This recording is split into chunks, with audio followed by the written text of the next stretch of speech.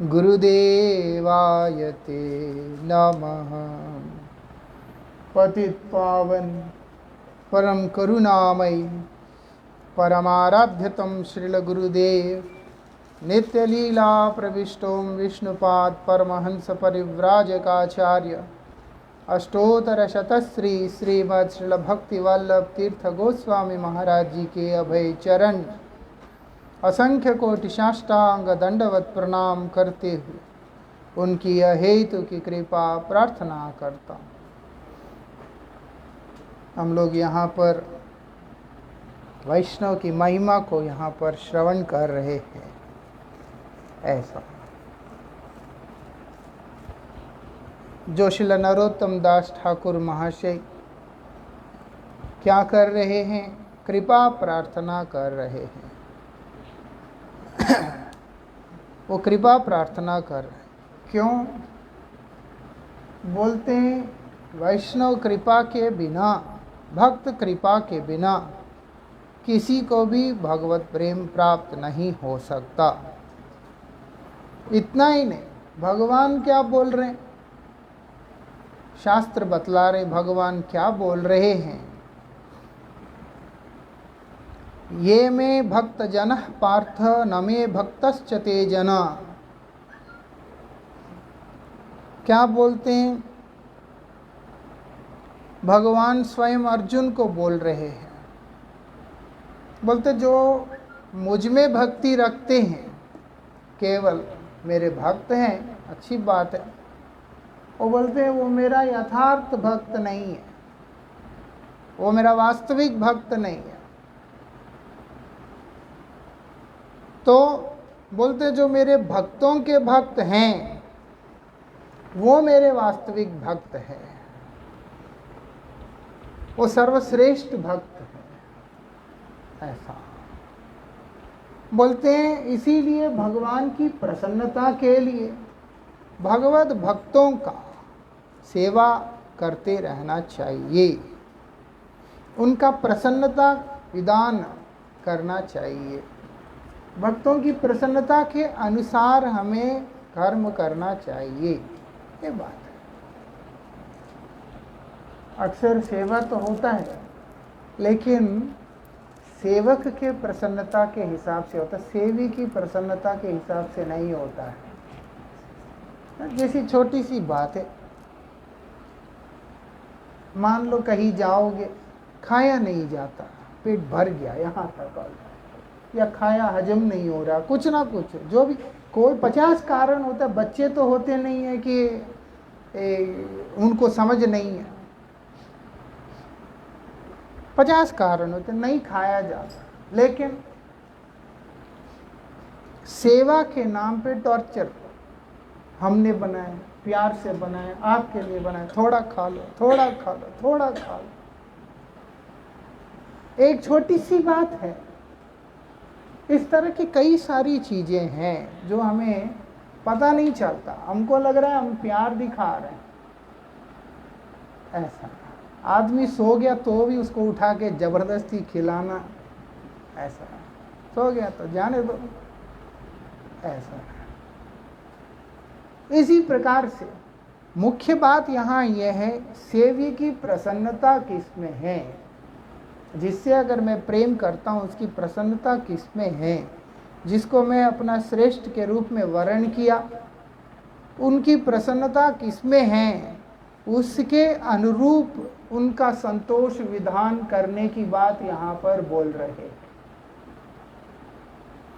उसमें उनको जिस चीज में संतुष्टि है, आनंद आता है, वो काम करने की बात यहाँ पर बताया जा रहा है। ऐसे भक्त जब प्रसन्न होंगे तो ही भगवान प्रसन्न होते हैं, अन्यथा नहीं। इसमें कोई संशय नहीं, कोई किसी भी प्रकार का, यही बात यहाँ पर बतलाया जा रहा है। तो बोलते हैं वही अगर भगवत भक्त अपमानित होते हैं, अगर अपमानित होते हैं भगवत भक्त, तो भगवान का जितना मर्जी पूजा कर ले, वो हमें किसी भी प्रकार का लाभ नहीं देने वाला है। ऐसा ये जगत का व्यक्ति भक्तों को मानते नहीं है, इसीलिए वो लोग भजन करने के बाद भी वो लोगों को भगवान का कृपा नहीं मिलता है। ऐसा नहीं है कि दुनिया में सिर्फ नास्तिक भरे कोई जो है भगवान का भजन नहीं करता, करते हैं, कीर्तन भी करते हैं, यात्राएं भी करते हैं, वृंदावन भी जाते हैं, सब कुछ करते हैं, लेकिन वो भगवान का भक्त नहीं बन पाते, भगवान का कृपा भी उनको नहीं मिल पाता है। कारण क्या है? भगवान क्योंकि उनके आगे अपने आप को प्रकाशित करते ही नहीं है। सबके आगे भगवान अपने आप को रिवील नहीं करते। भगवान अपने आप को प्रकाशित करें, उसके लिए हमें उस घेरे में प्रवेश करना पड़ता है। ऐसा कि भगवान वो नहीं है ना कि वो खड़े होके मैं भगवान हूँ, मेरे पास ही प्रेम है, आओ लो, इस तरह का काम उनका नहीं होता। ऐसा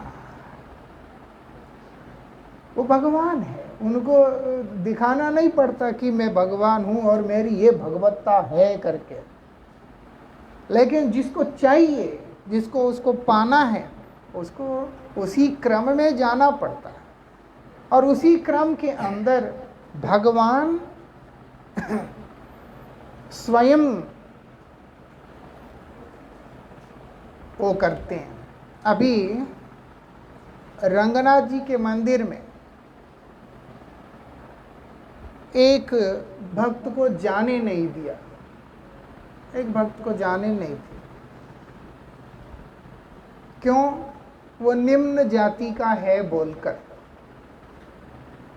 बात होता है समता का, लेकिन वो निम्न जाति का है बोलकर उनको अंदर जाने नहीं दिया। बहुत अच्छा भक्त है। अब रंगनाथ जी को गुस्सा आ गया इस बात पे। रंगनाथ जी ने क्या किया? सब सेवाओं को स्वीकार करना बंद कर दिया। अब वो लोग, सेवक लोग जानना चाहते हैं कि आखिर क्या कारण था। तो रंगनाथ जी ने बताया कि ये कारण है, तुम्हारा पुजारी जो है मेरे भक्त का अपमान किया, इसीलिए वो अगर सेवा में रहेगा हम कुछ स्वीकार नहीं करेगा।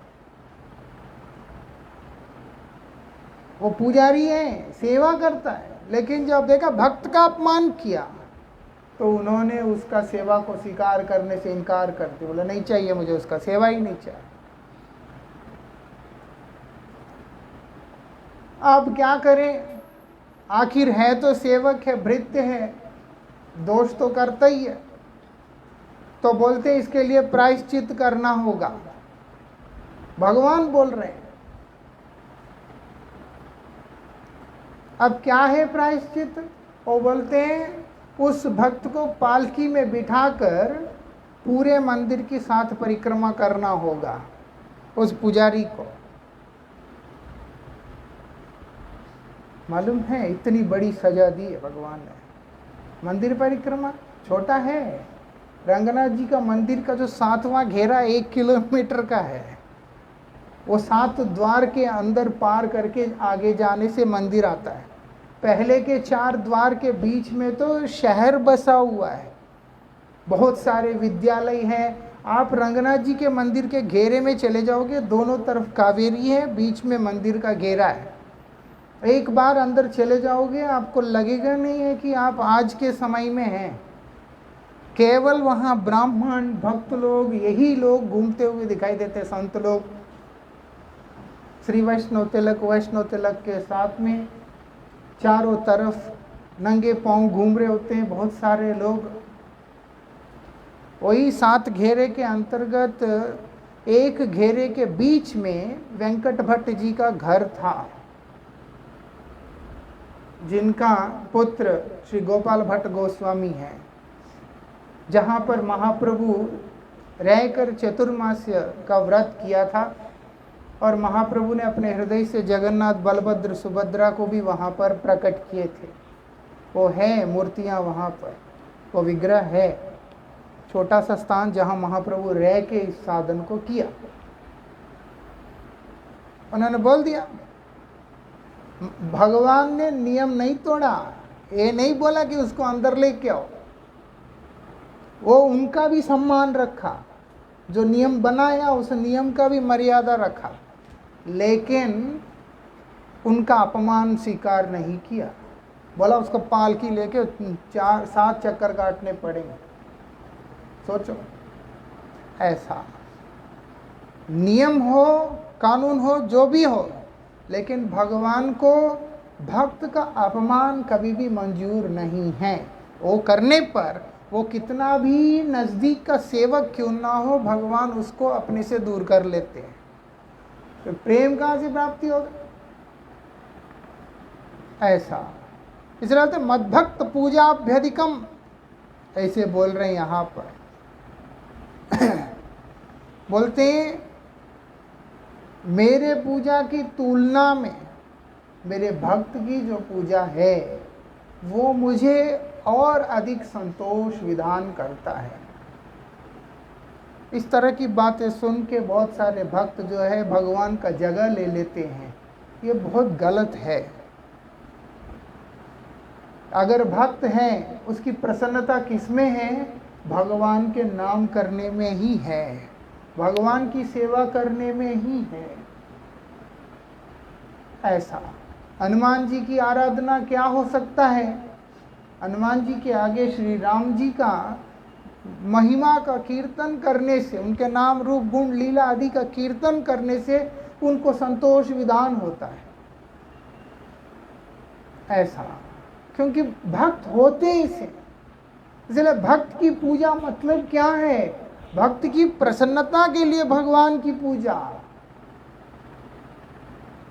ऐसा भक्त की प्रसन्नता के लिए भगवान का नाम, भगवान की प्रसन्नता के लिए नहीं, भक्त की प्रसन्नता के लिए भगवान का नाम करें। करना हरिनाम ही है, लेकिन हमारे दृष्टिकोण के अंदर क्या होना चाहिए कि भक्त की प्रसन्नता के लिए।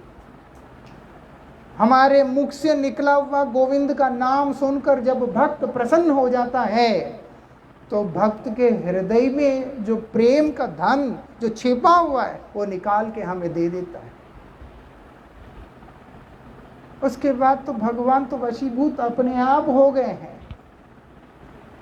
भगवान को वश में करने के लिए और कुछ करने की जरूरत नहीं है, कोई साधन की बात ही नहीं है वहां। ऐसा हिरण्यकशिपु ने 1000 साल तपस्या किया। प्रहलाद महाराज ने क्या किया? नारद गोस्वामी के उपदेश के अनुसार भगवान का नाम किया। बस नारद गोस्वामी ने जैसे उपदेश किया, उनकी प्रसन्नता और उनकी शिक्षा के अनुसार उन्होंने भगवान का नाम करने लगा। रिजल्ट देखो, 5 साल का छोटा सा बच्चा, भगवान उसके ऊपर प्रसन्न होके खड़े हो गए वहां पे। कितना तपस्या किया होगा, 5 साल में भगवान को प्राप्त किया। कब होश आया, कब गुरुकुल में भेजा, कितना समय लगा। एक एक दिन में एक एक कला में निपुण होता चला गया। उस हिसाब से देखा जाए तो 2-3 महीने के अंदर ही प्रहलाद महाराज जी ने लीला करके दिखा दिया कि भगवान का प्राप्ति कर लिया। तो इसीलिए कारण यह है कि कितना हम लोग अनुगत करते हैं, उनका संतोष विधान करते हैं, उनकी प्रसन्नता के अनुसार कार्य करते हैं। ऐसा उसको जान करके ही भक्त की पूजा करना है।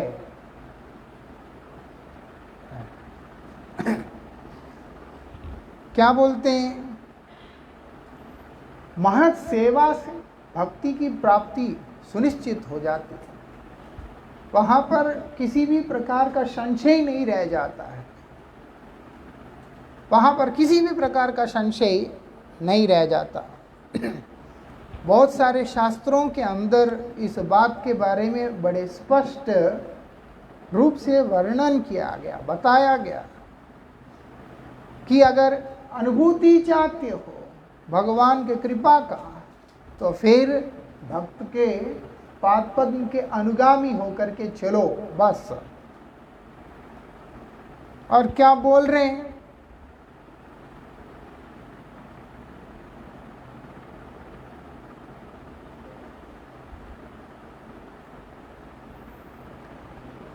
और क्या बोल रहे हैं यहाँ पर?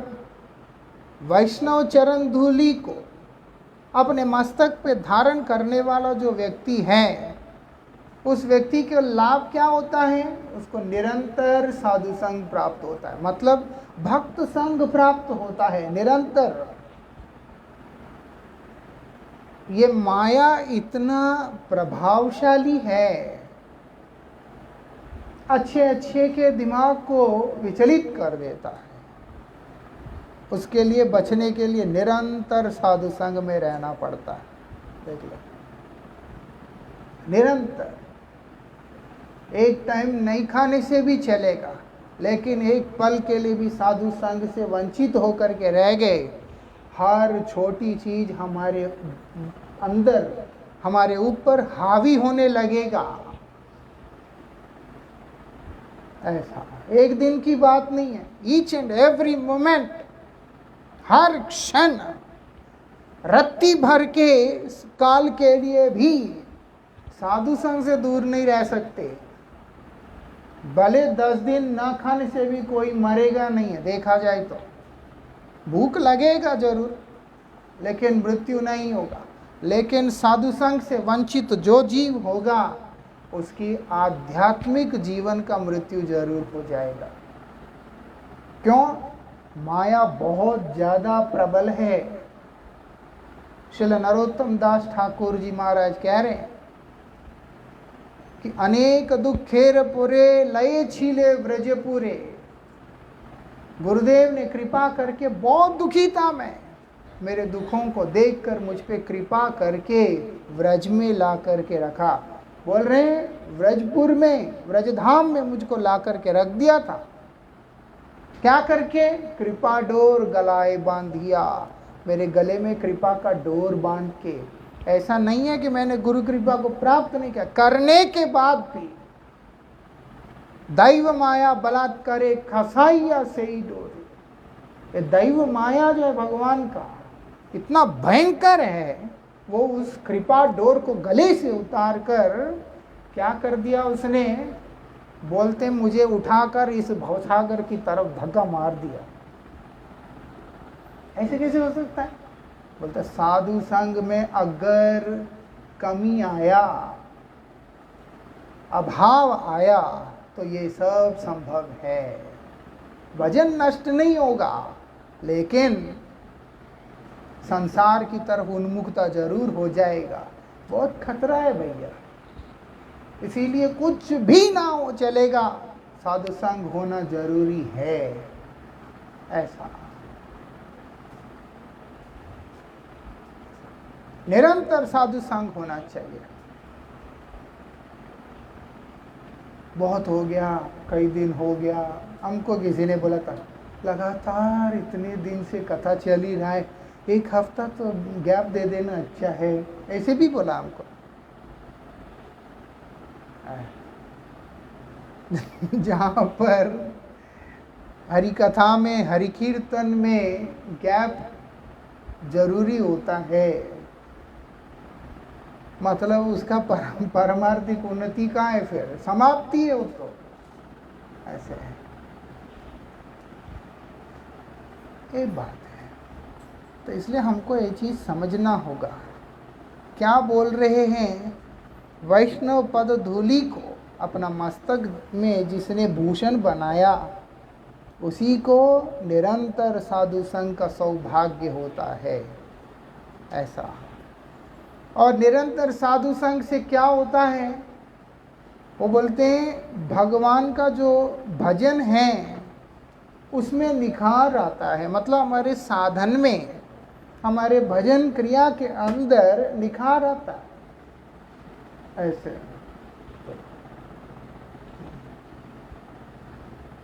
हमारे भजन क्रिया में निखार आता है। मतलब क्या है? अच्छा भजन होता है, नहीं तो हमारा भजन अच्छा नहीं होगा। ठीक है, एक फॉर्मेलिटी के लिए हो जाता, कर लिया तो कर लिया। तीव्र भक्ति होना जरूरी है। ऐसा तीव्र साधन जब तक नहीं होता है, परम पुरुष का संतुष्टि नहीं हो सकता, उनका प्रसन्नता नहीं हो सकता। भक्ति में तीव्रता होना जरूरी है, उत्कंठा होना जरूरी है, तब जाकर के प्रसन्नता होगा, अन्यथा प्रसन्नता नहीं हो सकता। तो इसलिए यहां पर बोल रहे हैं, आनुषंगिक रूप से जो है, मुख्य उद्देश्य जो है, किसी भी व्यक्ति का अपने अंदर की अविद्या को, अंधकार को दूर करना नहीं है। वो अपने आप चला जाएगा। कब? जब उसको मूल वस्तु का प्राप्ति हो गया। मूल वस्तु क्या है? बोलते भगवत प्रेम। भगवत प्रेम का प्राप्ति हो जाने पर आनुषंगिक रूप से बाकी सब कुछ अपने आप ही हो जाता है। जैसे अग्नि का आश्रय लेने पर, मतलब एक जगह पर अगर आग जल रहा है तो क्या होगा? ठंड भी भाग जाता है, डर भी भाग जाता है। अंधेरा है, मशाल जला दिया, पकड़ के चल रहे हैं अभी, वो डर भी नहीं होता है, और उसके बाद ठंड भी नहीं लगेगा और अंधकार भी नहीं होगा, है ना? प्रकाश हो जाएगा, चारों तरफ लाइट हो जाएगा। ऐसे और बोलते हैं उसी प्रकार से साधु संग में रहने वाला जो जीव, वो क्या करेगा?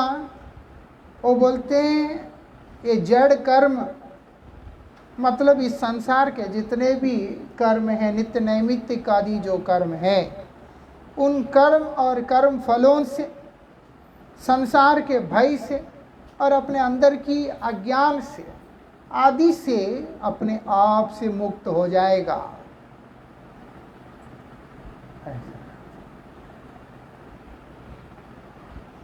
है ना? मान लो संसार का डर है, और संसार का डर बड़ा विचित्र होता है।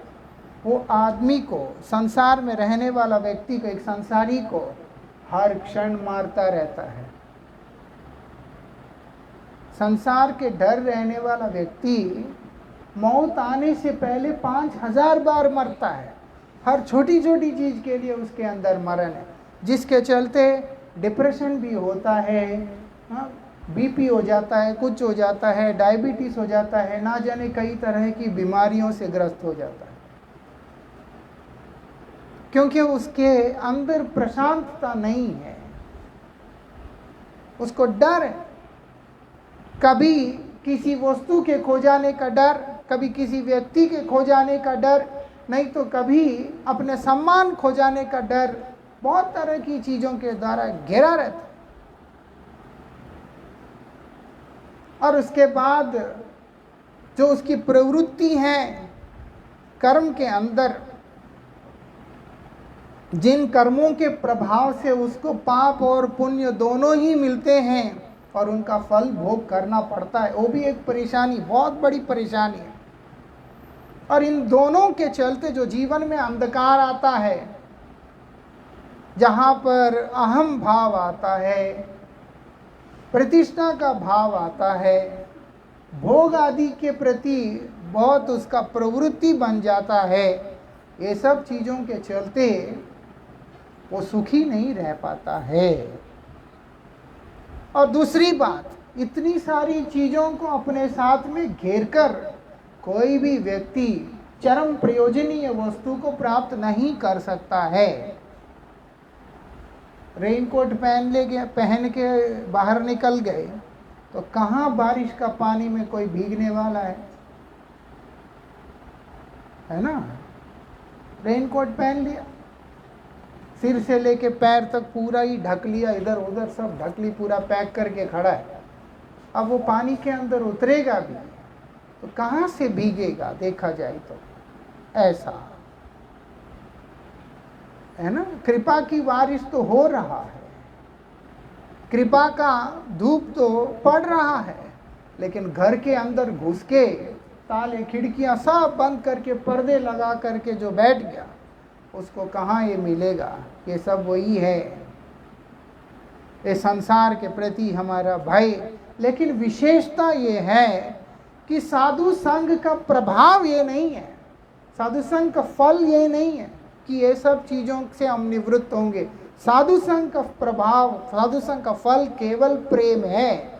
इसीलिए संत के पास जाने से केवल प्रेम ही प्राप्त होना चाहिए। गुरु महाराज जी अक्सर बोलते, सुत दारा और लक्ष्मी पापी के बिहाय। मतलब है कि बेटा, पैसा, पत्नी, बच्चे, ये जितना भी है, गुरु बोलते हैं पापी को भी होते हैं, ऐसा नहीं कि पापियों को नहीं होते। किसको बेटा नहीं होता, किसके पास पैसा नहीं होता, नहीं हमारे पास नहीं है, ऐसा नहीं है। ऐसे खाने के लिए अभाव की बात हो रहा है, हर एक के पास है। और उसके बाद स्त्री इत्यादि, स्त्रियों ने पुरुष इत्यादि, मतलब पति पत्नी इत्यादि सबके पास होते हैं। इसलिए बोलते साधु संघ का फल ये नहीं है, अत्यंत दुर्लभ है, जिसकी प्राप्ति हमें हो रहा है वो है साधु संघ। उसका फल क्या है, बोलते भगवत प्रेम। ऐसा मैं गया था, उनकी कृपा से मेरा ये काम बन गया। वास्तविकता में तो वंचित हो गया, क्योंकि उनकी अगर कृपा है तो केवल तुम्हें भगवान का भक्ति, उनका प्रेम मिलना चाहिए। कर्म के प्रभाव से तुम संत के पास जाओ ना जाओ, भगवान के पास जाओ ना जाओ, अगर कर्म में है तो निश्चित रूप से तुमको सब कुछ मिलेगा, किसी को भी सब कुछ मिलेगा। मंदिर नहीं जाने पे भी मिलेगा, क्योंकि उसके कर्म में पाप पुण्य का हिसाब है, उसको मिलेगा ही। लेकिन क्या नहीं मिलेगा, आत्म शांति। क्या नहीं मिलेगा, इस संसार से मुक्ति। क्या नहीं मिलेगा, भगवत प्रेम। ऐसा जीव हर वस्तु का अधिकारी हो सकता है, जो मुक्ति पद का अधिकारी कभी भी नहीं बन सकता है। मतलब इस संसार के अंदर के जितने भी उपद्रव इत्यादि जो हमारे जीवन में, हमारे मन में घटित हो रहे हैं, उससे हम मुक्त नहीं हो सकते। ऐसा पैसा है, बहुत पैसा, कमी नहीं है, लेकिन परेशानी भी ऐसा ही है, दिमाग में परेशान है। ऐसा सब कुछ है लेकिन परेशान, ऐसा होता है, उससे हम मुक्त नहीं हो सकते। और ना ही ऐसी अविनाशी श्रेष्ठ पद की प्राप्ति हम कभी भी कर सकते हैं। वो क्या है, हरिपाद पद में अनुराग, प्यार भगवान के चरणों में, बस उससे हम वंचित हो जाएंगे।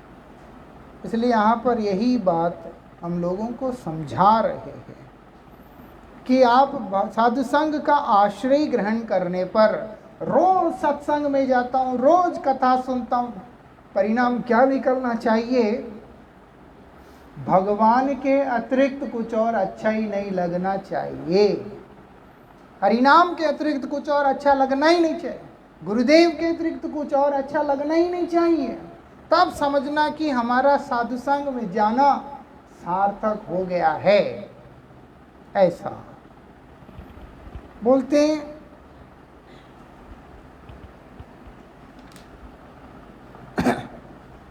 बोलते हैं साधु संघ क्या है, और अगर बड़ी गंभीरता से विचार करें, बड़ी गंभीरता से विचार करें तो क्या है, साधु संघ ही मूर्तिमान भक्ति है देखा जाए तो। और साधु संग जो है भगवत वशीकरण साधन है, माध्यम है, भगवान को अपने वश में करने का साधन है। ऐसा भगवान स्वयं बोल रहे भागवत जी के अंदर उद्धव को, हे उद्धव, ना साधेत माम योगो ना सांख्याम धर्मोद्धव ना स्वाध्याय तपस्त्यागात यथा भक्ति मुमूर्जिता। ऐसा यथा भक्ति मुमूर्जिता क्या बोल रहे हैं? तुम सोचोगे कि योग शास्त्र आदि का अध्ययन करके यम नियम प्राणायाम प्रत्याहार इत्यादि अष्टांग योग, क्रिया योग, सुदर्शन योग, ये योग वो योग, जो कुछ भी तरह के योग है, अभी तो फिर ठीक है, पहले तो फिर ठीक है, एक तरीका था। अभी जो है बड़ा विचित्र विचित्र योग पैदा हो चुके हैं। विदेश में देखा फ्लाइंग योगा, वो छत के ऊपर पंखे वाले हुक पे रस्सियां टांग कर, वो जो है वो जो ऐसे ना पाँव ऊपर और सिर नीचे वाला एक रहता है, उसको क्या बोलते हैं? हाँ? ना शीर्षासन नहीं, वो जो एक रहता है ना काला काला सा एक जानवर सा, सूरज नहीं देख सकता है, चमगादड़ की तरह रस्सियां बांधकर वो लोग ऐसे करके लटकते होते, फ्लाइंग योगा है। ये क्या योगा भगवान जाने। ये एक है, मतलब इस तरह के कई सारे, हमारा डिस्कशन कुछ और हो जाएगा कॉमेडी वाला। हम लोगों ने कई सारे ऐसे नमूने देखे। ऐसा इस तरह के साधनों से जो है कभी भी भगवान प्रसन्न नहीं होते, भगवान नहीं मिलते। तुम हवा में लटको, चाहे आग में बैठो, चाहे पानी में डूबो, कुछ भी करो, उनको क्या लेना देना। ऐसा तुम ध्यान करो, धारणा करो, उनको क्या लेना देना। लेकिन समाधि में पहुंच जाओगे तो निश्चित रूप से भगवान चिंतन करें। लेकिन अगर वो समाधि भी अपने अंतरात्मा में करने लगे, अंतर्मुख होकर रमन करने लगे, तब उसका भी कोई लाभ नहीं है विशेष। तुम स्वयं अपना आत्माराम होकर के बैठे हो, उसमें से भगवान को क्या लेना था। ऐसा तो इसलिए किसी भी प्रकार का जो है योग साधन इत्यादि, किसी भी प्रकार के अन्य जो साधन है, तप त्याग इत्यादि, ये सब भगवान बोल रहे हैं इनके द्वारा मुझे प्राप्त नहीं किया जा सकता है, नहीं किया जा सकता। और बोलते हैं एक बात बोला वहां पर, यथा भक्ति ममूर्जिता, जिस प्रकार से भक्ति के द्वारा मुझे अपनी ओर खींचा जा सकता है उस प्रकार से नहीं किया जा सकता है।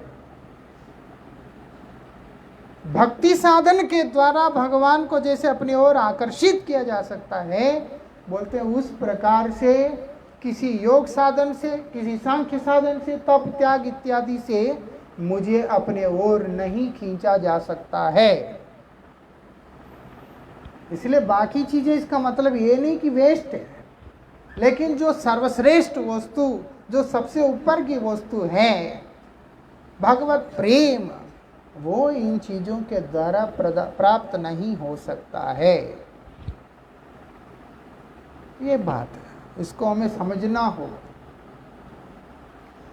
यही बात यहाँ पर बतला रहे हैं। दान करोगे, व्रत करोगे, कुछ भी करोगे, ये सब चीज़ों से भगवान कभी भी प्रसन्न नहीं होते जब तक कि असत के प्रति जो हमारी तृष्णा है उसको ध्वंस करने वाला सत्संग हम लोग नहीं अपना जीवन का हिस्सा बनाते हैं। ऐसा सत्संग से जो असत के प्रति हमारा झुकाव जो है वो उड़ जाता है। अक्सर मैं इस बात को बोलता रहता हूँ। शंकराचार्य जी महाराज ने बताया इसको। सत्संगत्वे निस्संगत्वम, निस्संगत्वे निर्मोहत्वम, निर्मोहत्वे निश्चलतत्वम, निश्चलतत्वे जीवन मुक्ति। ऐसा क्या बोलते हैं? सत्संग होने से ही निस्संग होगा और वस्तुओं से हमारा संगहीन होंगे हम लोग। और अगर जब हम निसंग होंगे हम इस जगत से, तो हमारे अंदर का मोह ध्वंस होगा। मोह से मोहग्रस्त व्यक्ति को कभी भी चरम वस्तु का प्राप्ति नहीं हो सकता। ऐसा तो इसलिए यहाँ पर इसी बात को बतला रहे, जब मोह रहित तो हो जाएगा, क्या होगा? जो निश्चल वस्तु है, जो स्थायी वस्तु है, स्थिर वस्तु है, क्या वो तत्व, वो यथार्थ वस्तु जिसके अंदर किसी भी प्रकार का विकृति नहीं है, जिसके अंदर किसी भी प्रकार का संशोधन नहीं है, परिवर्तन नहीं है, जो हमेशा स्थिर है, धीर है, भगवत प्रेम, भगवत भक्ति, उसका प्राप्ति हो जाएगा। वो प्राप्ति जिसको हुआ है, उसके बाद फिर बता दिया वहाँ पर, वो जिस अवस्था में है उसी अवस्था में मुक्त है। परमाराध्य श्री गुरु महाराज जी को देखा, सबसे ज़्यादा अपने जीवन काल में गुरुजी ने हरिनाम करने के ऊपर ही एम्फसाइज किया, सेवा करने के ऊपर ही एम्फसाइज किया सबसे ज़्यादा। इसका कारण ही ये है कि वो होने से अपने आप अनुसंगिक रूप से सब कुछ मिल जाता है, सब कुछ मिल जाता है। आदमी को और कुछ करने का भी आवश्यकता नहीं है। नियम से हरिनाम करते रहे, नियम से सेवा करते रहे गुरु वैष्णव भगवान का, उसके बाद उसको और कुछ करने की जरूरत ही नहीं है। इसलिए गुरुजी ने उसी चीज के ऊपर सबसे ज्यादा स्ट्रेस दिया। ऐसा तो इसीलिए यहां पर बता रहे हैं, वो बोलते क्या बोलते हैं? बोलते हैं साधु संग में ही सबके लिए परम लाभ है। ये ना बहुत जरूरी विषय है, इसलिए ज़्यादा ध्यान देना पड़ेगा। हाथ पांव तो कहीं जा नहीं रहे, वो तो वहीं पे रहेंगे, लेकिन मन को अगर हम कहीं और भेज देते हैं तो हमको जो जरूरी वस्तु है वो अंदर जाएगा नहीं। ऐसा है ना, शब्द सूक्ष्म है, शरीर तो जड़ है। ऐसा इसलिए ध्यान देना। क्या बोल रहे हैं यहाँ पर? अयम ही परमो लाभो नृणाम साधु समागमम। क्या बोलते हैं? ये जो साधुओं का समागमन जो है वो क्या है? वो सभी के लिए परम लाभदायी है। ऐसा बहुत लाभदायी है। क्या बोलते हैं? साधु संग सर्वशास्त्र कय, लवमात्र साधु संग सर्व सिद्धि है। ये सर्व सिद्धि मतलब क्या है? भगवत प्रेम सिद्धि, कृष्ण प्रेम की सिद्धि है, भगवत प्रेम की सिद्धि हो जाता है। सर्व मतलब ही गोविंद है, उनकी सिद्धि, उनकी प्रेम की सिद्धि किससे होता है? साधु संग से होता है। ऐसा आगे क्या बतला रहे हैं? श्री नरोत्तम दास ठाकुर श्री रूप सनातन गोस्वामी के चरणों में निवेदन कर रहे हैं। क्या बोलते हैं? जय सनातन रूप प्रेम भक्ति रसकूप। ये लोग कौन हैं? प्रेम भक्ति के जो रस है उसके कूप हैं। इसका कुआं है। ऐसा कुआं में जाके आदमी निकालता है तो पानी जैसे मिलता है एक पिपासी व्यक्ति को, उसी प्रकार से रूप सनातन गोस्वामी के हृदय से अगर कोई कुछ निकाल सकता है तो क्या मिलेगा? प्रेम भक्ति का रस निकल के आएगा उसमें से। ऐसा ये बात यहाँ पर बता रहे हैं। युगल उज्ज्वलमय तनु, उनका शरीर कैसा है, उनका श्री विग्रह कैसा है, उनका स्वरूप दोनों का बोलते प्रकाशमान, ऐसा एकदम उज्जवल है, एकदम ढीलम ढाला नहीं है।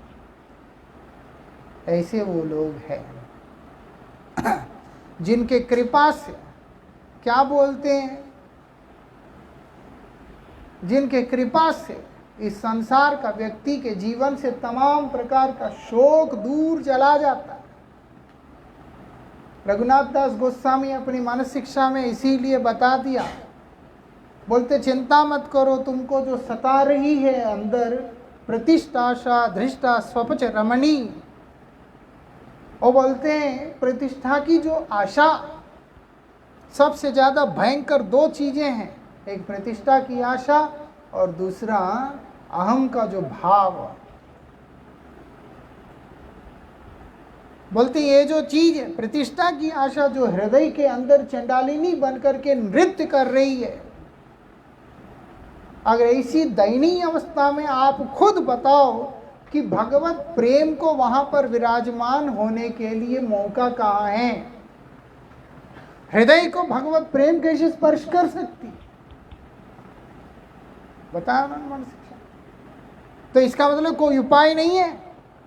वो बोलते हैं, क्या बोलते हैं? सदा तुम सेवस प्रबुदित सामंतम अतुलम। कौन है?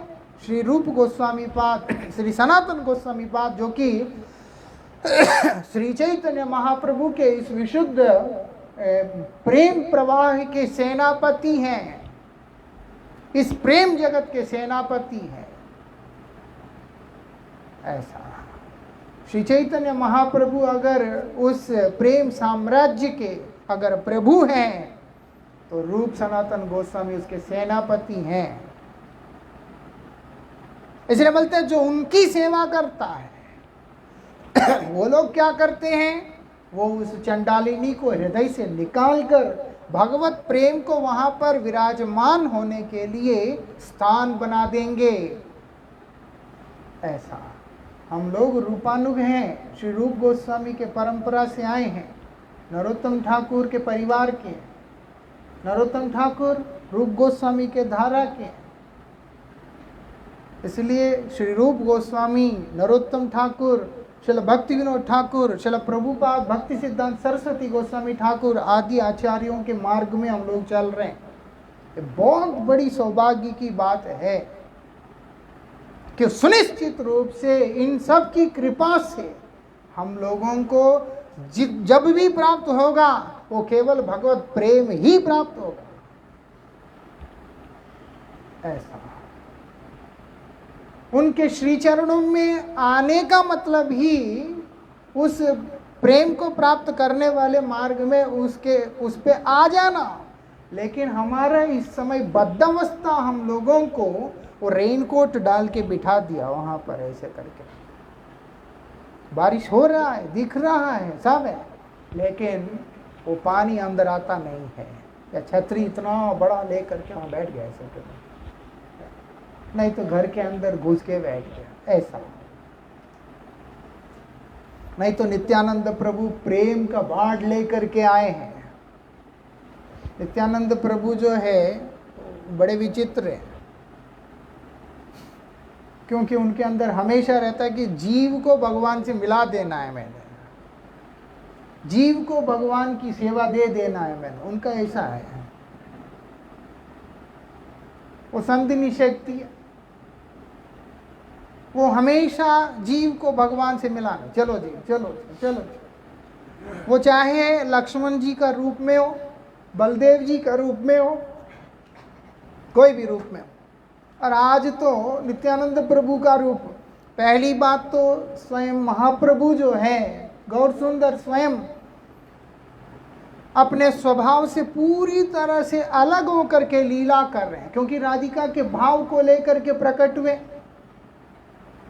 राधा रानी के भाव को लेकर प्रकट हुए, इसलिए पूरी तरह से अलग होके कर रहे हैं। इस लीला के अंदर कोई अस्त्र नहीं, शस्त्र नहीं, कुछ नहीं, नाम प्रभु कोई अस्त्र बनाकर जीव के हृदय के अंदर के मल को काट रहे हैं और उसको प्रेम दान कर रहे हैं। नित्यानंद प्रभु हमेशा एक कदम आगे चलते, भगवान जितना कृपा करना चाहते हैं नित्यानंद प्रभु उससे एक कदम आगे कृपा करते हैं। इसलिए नित्यानंद प्रभु ने भगवत प्रेम का बाढ़ लेकर के आए हैं ऐसा। लेकिन जो उसमें डूबना नहीं चाहता है अथवा जो नहीं डूबा है क्या करेगा ऐसा। वही नित्यानंद प्रभु का जो प्रेम है, प्रेम का प्रवाह, वही नरोत्तम ठाकुर है मूर्तिमान रूप से। वो कहीं गया नहीं है, वो परंपरा में ऐसे ऐसे ऐसे ऐसे आगे आ रहा है। हमको लेना है, हमको उसको लेना है, क्योंकि गुरुदेव तो दे रहे हैं, गुरु परंपरा तो हमको वो दे रहा है ऐसा। तो यहाँ पर यही बात बता रहे हैं। क्या बोलते हैं?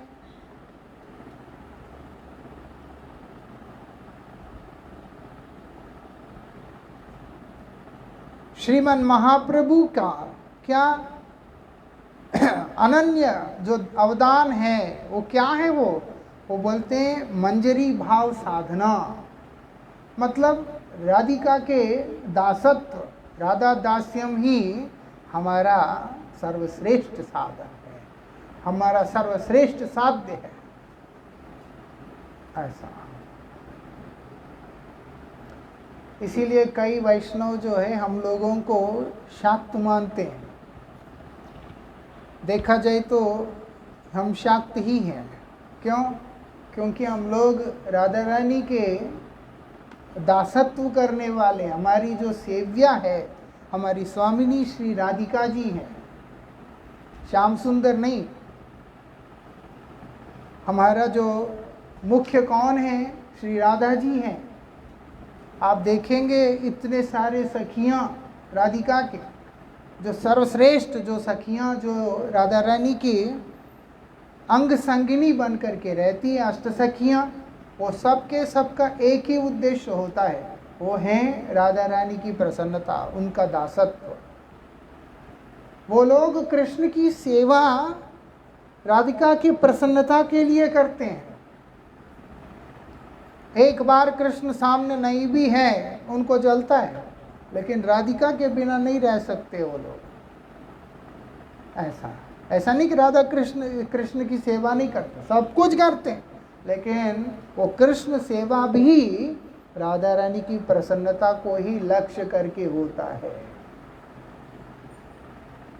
ऐसा। हमारे आचार्यों का यही कहना है। बनना क्या है? राधा रानी की दासी बनना है। होई वो राधा दासी, राधिका के दासी बनो ऐसा। तो जो हो वो श्री चैतन्य महाप्रभु का अवदान है, और उसी अवदान को रूप सनातन गोस्वामी के माध्यम से, है ना, उन्होंने क्या किया? इस जगत के आगे, हम लोगों के आगे प्रचार प्रसार किया। कालेन वृंदावन केली वार्ता लुप्तंति त्वाम क्या पैताम विशिष्ट। क्या बोल रहे हैं यहाँ पर? काल के प्रभाव से, समय के साथ में जो वृंदावन के अंदर जो श्री श्याम सुंदर की, श्री राधिका की जो प्रेम की जो वार्ता है, कथा, चर्चा इत्यादि लीला, वो सब विलुप्त हो चुके, गायब हो चुके हैं। ये भी अभी जैसे चल रहा है, एक समय आने के बाद जब इसको ग्रहण करने के लिए उपयुक्त कोई नहीं रहता है तो ये सब भी वहाँ पर विलुप्त हो जाएगा, समाप्त नहीं होगा। भक्ति कभी समाप्त नहीं होती, लेकिन जब पात्र ही नहीं है उसको ग्रहण करने के लिए तो वो फिर प्रकाशित भी नहीं रहती, लुप्त हो जाती है, अप्रकट हो जाती है। तो उसी प्रकार से 5000 वर्ष पूर्व भगवान श्री श्याम सुंदर, श्रीमती राधिका का जो विलास लीलाएं इत्यादि हैं, धीरे धीरे धीरे काल क्रम में जब वो विलुप्त हो गया तब श्री चैतन्य महाप्रभु ने उसको क्या किया, विशेष रूप से प्रकाशित करने के लिए रूप सनातन गोस्वामी के ऊपर ही कृपा किया। उन्होंने अपनी कृपा से उन दोनों को अभिषेक किया।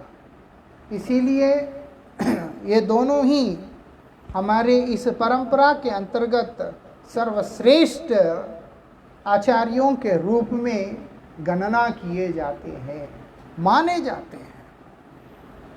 यहाँ पर इसी बात को बतला रहे हैं। और साथ ही क्या बोलते हैं,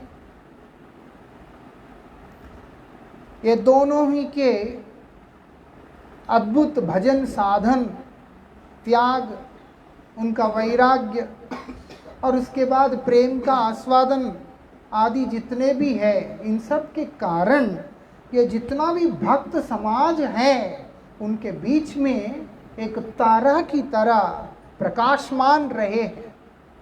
कहने का मतलब जिसका भजन साधन नहीं, जिसमें वैराग्य नहीं, जिसके अंदर त्याग नहीं, ये सब का अभाव जहाँ होगा वो कभी भी प्रेम रस को आस्वादन नहीं कर सकता है। ये लोगों ने वो भी किया, ये भी किया, ऐसा दोनों ही चाहिए। और ये लोगों ने दोनों ही करके आचरण में दिखाया। आजकल तो बहुत कम देखता हूँ, पहले तो शादियों में जाना है, फंक्शनों में जाना है तो तिलक पोंछ लेते थे लोग, कंठियाँ खोल लेते हैं और उधर पता नहीं क्या क्या पहनना होता है।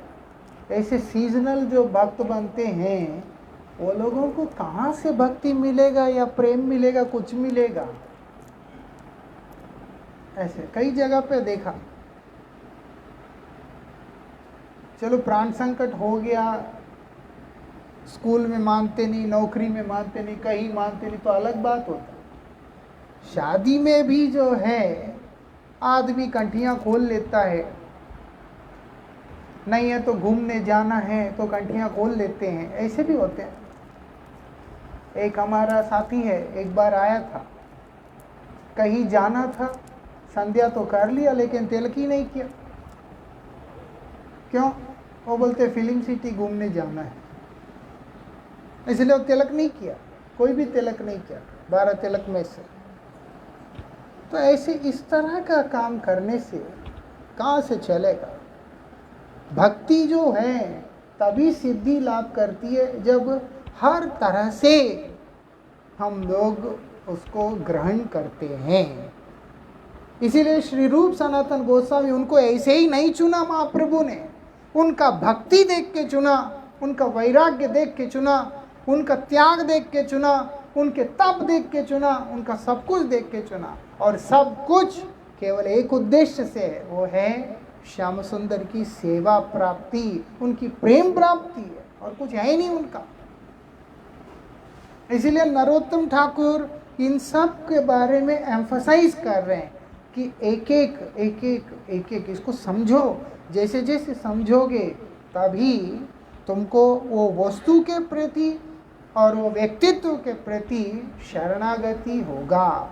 जब तुम शरण ग्रहण करोगे तब तुम्हारा जीवन में सार्थकता आएगा, अन्यथा नहीं।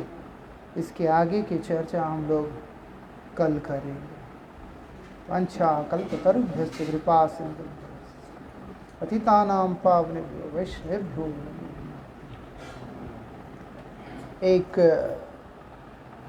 एक ना